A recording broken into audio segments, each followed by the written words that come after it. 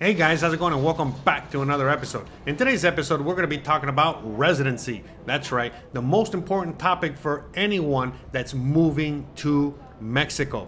And why is it the most important? Well, if you're going to be uprooting your whole life and you're moving to Mexico, well, one of the things that you want to secure is your residency. The last thing you want is for you to uproot your whole life, move to Mexico, and then before you know it, you can't stay in Mexico legally anymore. So this is why this is one of the most important topics for you guys out there in the audience, and most of you guys out there, well, you know, this is one of the reasons that you might not be moving to Mexico, only simply because, well, you don't have the right information on residency, your visa, and your legal status out here as an immigrant in Mexico. So without further ado, let's just get right into it, because all of the options to moving into Mexico do not require financial requirements. There's only one option, okay, that requires you to prove financial solvency.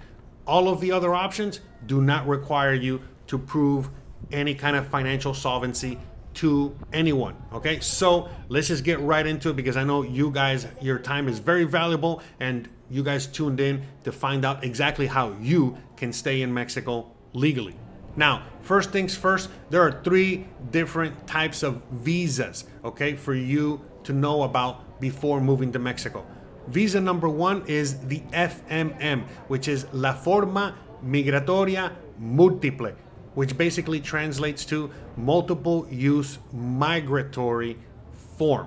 Okay, now most people use this FMM as a tourist visa. So most people know the FMM as a tourist visa, but they're the same thing. The only thing is that the FMM can be used for multiple things, hence the name. So if you're coming out here to visit family, if you're coming out here on business, for whatever reason you're coming out here to visit, you know, more than, you know, anything else, you're going to be using this visa. So most of you guys that are just coming out here to visit or to stay a while or as a tourist, you're going to be getting your FMM. Also, if it's basically your first or second entry into Mexico and you do not have residency, the only way that you can legally be in Mexico is with an FMM. All right, so this is why, you know, most people, this is the first form that they ever get, and this is the form that is needed in order for you to move on to the second type of visa, which is your temporary residency. Your temporary residency is something that you can get for 1 year, 2, 3, or 4 years. I think there might be more years, but there's no real need for you to go beyond 4 years on a temporary residency visa. Because once you obtain the temporary residency visa, well, you basically can do just about anything in Mexico, okay? Except for voting, okay? You cannot get involved you know, politically wise or anything like that. But other than that, you can open up a bank account. It's going to be your ID for you to fly in and fly out, or fly or travel within the country, and so on and so forth. So the temporary residency is something that, you know, is kind of considered like your green card in a sense, where, you know, once you have it, you're legally here without a problem for the next 4 years, or for as many years as you have it. And the last type of visa is your permanent residency visa, which you will get once you've been in the country for at least 4 years. So again, you come into Mexico, all right, with your 180-day tourist visa, all right, and then there are multiple options, which we're going to discuss in a second, as to how you can jump from your FMM to your temporary residency, and then eventually to your permanent residency visa. Now, once you get a permanent residency visa, you can do a little more than you can with your temporary residency, all right? Like, for example, if you're going to be working in Mexico, or you're going to start a business or something like that, then you need a work permit if you are in a temporary residency. But if you are on a permanent residency, you do not need any kind of work permit, okay? Because you're already a permanent resident. You're only one step away from becoming a citizen. Another plus of having your permanent residency is that once you have it, well, you never have to renew it. You can keep it forever. Now, eventually, if you've been in Mexico long enough, on your permanent residency, you're probably going to want to get your citizenship. But again, that's way down the line, and that's not what this episode's about. We're talking about just residencies here. So again, just to reiterate, you got your FMM, aka your tourist visa, then your temporary residency visa, and then your permanent residency visa, okay? And then that's it. Those are the 3 visas that you need to worry about. So with that said, now we're gonna go into how you can get your temporary residency visa without any kind of financial solvency required. So option number 1, which is most likely the easiest option for most of you guys out there, which is through family structure, through your family. So for example, let's say that you're married to a Mexican national. In my case, all right, when I came to Mexico, I was out here on a 180-day FMM tourist visa, and I obviously did not qualify financially to get my temporary residency. Now, I had a few options, all right, but the best option for me at the time was through marriage. Now, I wasn't married yet, but I was dating Christian, my wife, okay? We've been happily married 4.5 years, going on 5 years already. But back then, we were just dating. And so I had talked to her, and I said, hey, Christian, I need some help. I need to regularize myself. I need to get my residency in Mexico. Can you help me? Would you like to get married? And of course, she was very happy to comply because, well, she actually just wanted to get married. You know, she didn't care about my papers. But we basically made a deal. She goes, hey, if we're getting married for reals, for love, then I'll be more than happy to do it just so that you can also get your residency papers. So that's what we did. We went, you know, I went on ahead, and at that time, my tourist visa was already expired. So again, for a lot of people out there that are panicking or panic when your tourist visa expires as to, oh my gosh, what am I gonna do? It really wasn't that difficult. So I was already out here on an expired tourist visa. So what did I do? I went on ahead and I basically paid a fine at the airport, okay? I had to leave the country and then come back into the country to renew my visa. Okay, a lot of people call that a visa run. But anyways, once I got a new visa, with that new visa plus a bunch of other paperwork, I was finally able to get married to Christian. Once we got married, within the month, I basically went to immigration with my marriage certificate plus all the other paperwork that they were asking me for, and that's it. You know, I basically, within a few hours, I was out of the immigration office with my temporary residency. And then eventually, a few years down the line, I had to renew my temporary residency. So when I went to immigration to get that done, they basically told me, oh, no, wait a minute, you cannot renew your temporary residency because you qualify already for your permanent residency. So we cannot renew your temporary, but we can definitely give you your permanent residency.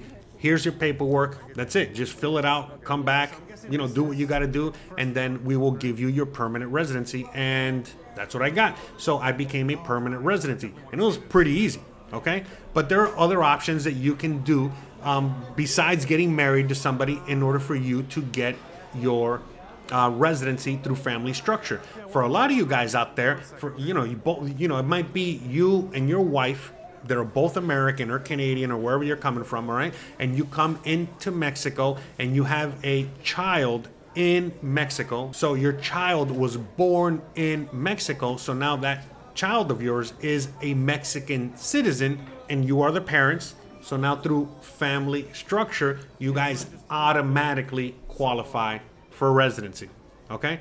Now, back in the day, they used to call these things anchor babies in the USA. But again, these are options for you to consider depending on your situation. So again, if you have a family member that is Mexican, Mexican citizenship. If you're married to a Mexican, you can get residency. If you have a child in Mexico, you can get residency. And all that is through family structure, okay? So that's one option that you guys can use in order to get your residency in Mexico. The second option that you guys have, once you're in Mexico. Again, remember, you entered Mexico legally and you have your FMM tourist visa. You can go on visa runs. Okay, so basically you come into Mexico and you ask for a 180-day FMM tourist visa, and they are most likely gonna give it to you. There's no reason for them not to give it to you, especially if it's your first time in Mexico. Now, I do understand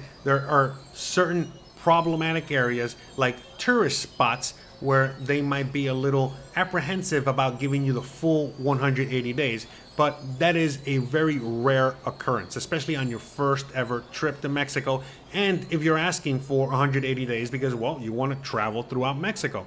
So the reality is that most of you guys are going to come in with your FMM tourist visa, but once you're out here with your FMM tourist visa, well, you don't have really many options, you know, for you to get your temporary residency. So what most of you guys end up doing is that you go on visa runs.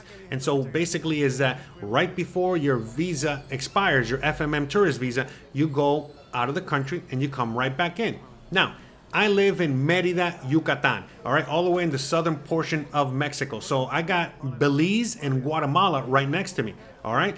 So you can do that as an option. You can basically, you know, drive to the Belize border or the Guatemalan border and get it resolved there. Basically cross into the country, spend the night, come back, and you're good to go. You got your fresh, brand new 180-day FMM tourist visa. So you can do this as many times as they allow you to do it.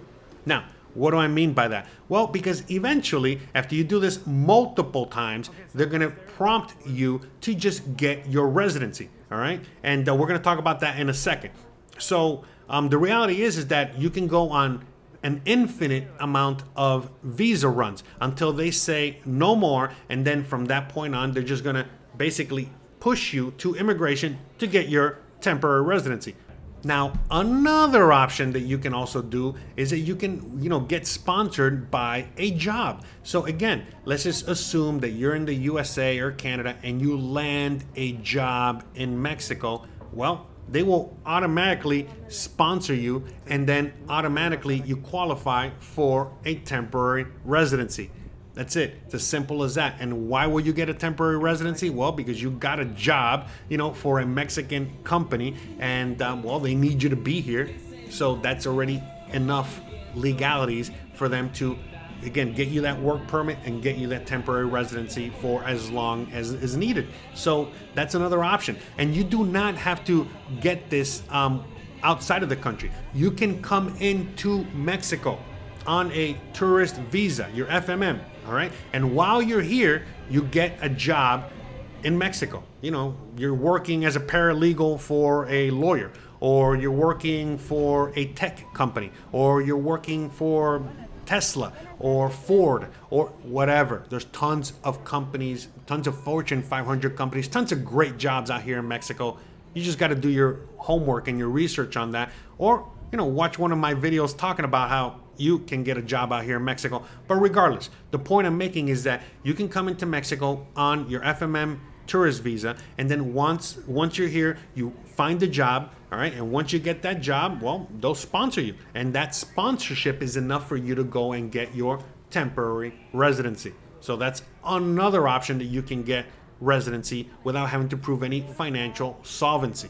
Now, there are also other options not mentioned here that are very, you know, outlying, and most people don't use them. Most people watching these videos or coming straight from the USA or Canada don't really qualify for this, but you can qualify for this, you know, again, if you meet certain extraordinary circumstances. For example, you can seek asylum in Mexico, all right? If you can prove, all right, that you are being targeted in the USA or Canada by your government, or, you know, some other authority figure, or you're in fear of your life, or whatever it is, yeah, you can seek asylum here in Mexico. Now, most likely than not, if you go to some sort of immigration office or you go and do it this way, you know, they're probably gonna, like, again, unfortunately, they're gonna laugh in your face, because they're gonna look at you like, what do you mean you're, you know, looking for political asylum and you're an American citizen? Bruh. Again, it can be done. I know people that have done it, but in my, you know, experience from what I've seen, this seems to be like, you know, like the worst option, like the most difficult way for you to get legal status or residency in Mexico. And it is not recommended at all, especially when you've seen all the options that I just laid out here. But there are options like that, obviously, that are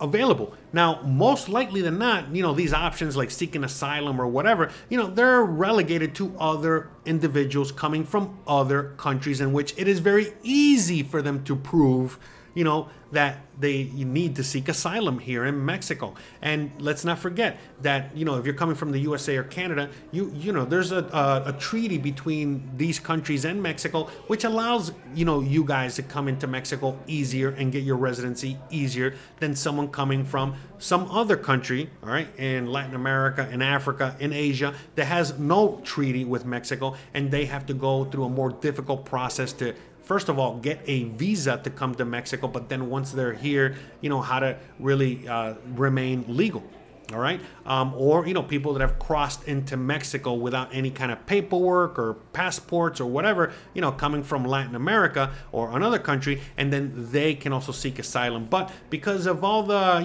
immigration problems that the Americas have been having, everything that's been culminated at the U.S. border. But again, let's not forget that Mexico has also been having a migratory problem because of this, because, everyone is landing in Central America and they're walking and crossing their way all the way through Mexico and landing in the USA. And so this has caused a lot of problems for Mexico as a country. So even they have not been able to process, people like they used to through this asylum kind of procedure because, well, again, there's just too many people coming from too many countries, and it's just not enough immigration employees to take care of all this. But again, that's another story for another day. I just had to mention that because I know in the past, years ago, I used to talk about this because, well, it was an option. It was semi-viable option, all right? But this is way before the R&E program and such other programs. And so therefore, yes, this was an option. But, present day, today, August 2024, it's really not an option for any one of you guys out there in the audience. But it's fine. It doesn't matter because you guys have better, easier, faster, quicker options for you that are available, for you to, take advantage of and use in order to get that residency that all of you guys desperately want to acquire and need. Because again, if you're going to be here for the long term, you definitely got to make sure that you got your residency status, on point. Okay. And so with all that said, there's still one more option that I really didn't mention because for a lot of you guys out there in the audience, this is the first option and the only option that most of you guys know of, and that is that you can get your residency through a Mexican consulate abroad. Okay, so for most of you guys out there in the audience, well, this is the only option you really know of and the only option that you're even considering, and this is why many of you guys have given up on the Mexican dream before it even started, because you hear over and over and over again online that, well, the only way that you can get your residency is that you have to do it the traditional way, which means that you have to go through a consulate. And so with that said, well, you guys already know. I don't got to tell you all the details. Going through that process is more difficult than it used to be. In fact, it keeps getting more and more difficult. Every time I hear any one of you guys talking about it, they're basically asking for an arm and a leg. Every consulate is different. We've talked about this multiple times on the channel, but there is no straightforward, rules, okay, of consulates that every single consulate adheres to. It's not the USA, okay? It's a different country. It's a different, way of doing things. So even though immigration in Mexico does have a standard that they all basically adhere to and go by, well, the consulates abroad, they have a mind of their own, okay? They do whatever they want. Now, some consulates, they're very easy for you to get your residency. I've heard from multiple people out there that you guys have gone to, several consulates out there, Atlanta, Denver, whatever. And again, things have changed, so don't quote me on this, but there are consulates that you guys can go to, and it's very easy. You got to prove very minimal amount of money that you have, all right, in order to meet their, financial requirement threshold, and they basically make it very easy for you to get your temporary or permanent residency, all right? But at the end of the day, this all goes on a case-by-case basis. So, for example, let's say that you are in your 30s, but you're making a lot of money. It's probably not going to be enough money, okay? Because basically how it works is that the younger you are, the more financially stable you need to be, meaning the more money you need to have, the more property you got to have, the more money in the bank, the more net worth you need to have. Now, the older you are, the less net worth you need to have. So for a lot of you guys out there that are basically retired or in retirement age or looking for that retirement visa, there is no retirement visa. There is a retirement kind of voucher, I guess is what it's called. But how it works is that the older you are, and especially if you're retired, well, that financial solvency threshold, it keeps getting lower and lower. So the older you are, the less financial solvency you need to have. The younger you are, the more financial solvency you need to have. So if you are retired and you can prove to the consulate that you are basically getting a social security check or your pension or a combination of both, and you got maybe a condo in Florida, whatever, that's plenty. Okay, that's plenty for most consulates to just give you your residency. Now, if it's not enough, and I would highly suggest you go through the R&E program. Now, with that said, this is not the only option. This is why I very rarely talk about it on this channel, because for most people out there that are dealing with this traditional way of getting your residency and having to go through the consulate, you're realizing that, for many consulates out there, they just keep putting more and more hurdles in your way and asking for things that are not even required. So, again, recently somebody was telling me that they were even asking for FBI background checks, for crying out loud. Bruh. So, to me, this is something I don't talk about, because if you qualify, all right, to get your residency through a consulate, then you're not watching these videos to begin with. You already got your residency. You already went, did your paperwork, showed them how much you got. They gave you a residency and you're good to go. For anyone else out there, okay, which is the majority of the people viewing this video and still viewing right now, well, you guys will never meet those requirements, because you don't meet them right now, and they just keep getting steeper and steeper and steeper. And not only are they asking for financial requirements, but now they're asking for FBI background checks and a bunch of other things that you probably won't be able to provide them. So this is why less people are going down this route on going forward. And on top of that, why more people in the audience are basically giving up on the Mexican retirement dream, or moving to Mexico, just simply moving to Mexico and living the Mexican dream simply because, well, they're never going to meet those financial requirements. Again, I've told you guys multiple times on the channel, for anyone that's new here and doesn't know yet, I make around $1,000 or $1,500 a month. Okay, that's what I make. Okay, this is why I live the way I live. All right, but so with that said, there's no way in heck that I would be able to qualify financially. No way. Are you kidding me? They wouldn't even let me inside the consulate building, because, they already know. They can smell the poor, coming from a mile away. All right. But again, I was able to get my residency. Again, I'm a permanent resident. I love it out here. I'm about to become a citizen. So again, you can also get your residency and even citizenship if you choose to.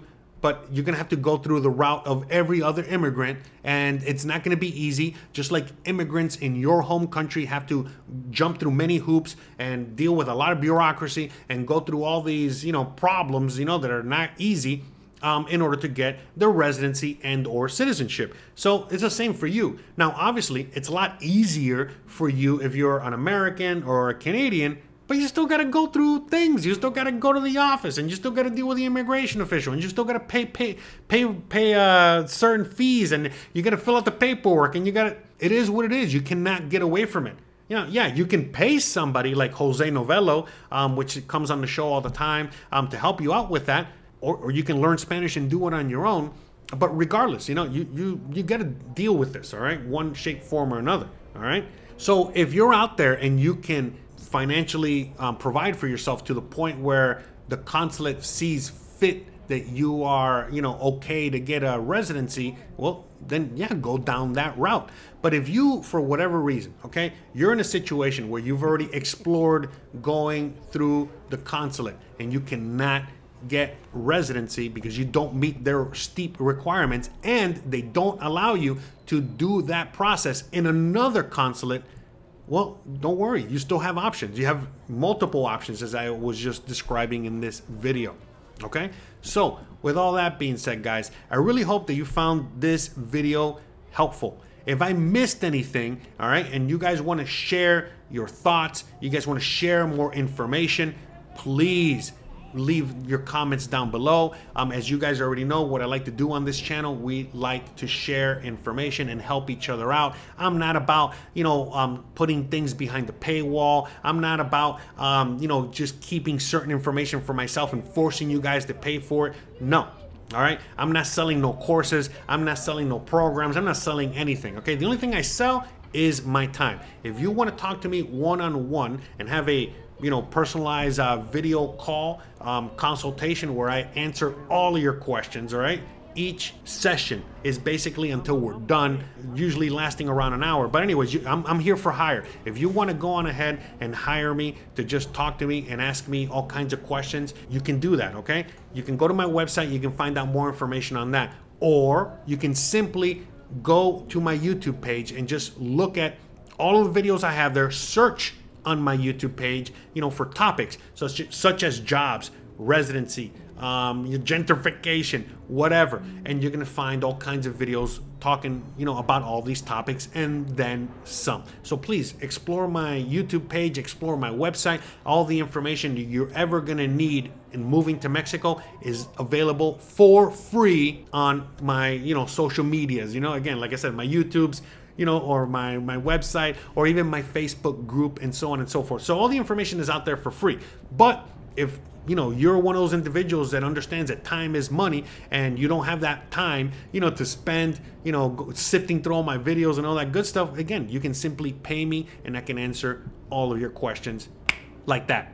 So with all that being said, guys, I want to give a big shout out and a special thank you to all of my patrons, all of my members, all of my contributors out there. It doesn't matter whether you're basically leaving a like in the video, or you're sending me $1 or $5 or leaving a comment. Whatever it is you do, however it is you help, I just want to give you a big thank you because, again, we're all in this together. We're all helping each other here, and I'm just doing my part, and I hope you guys are also doing your part.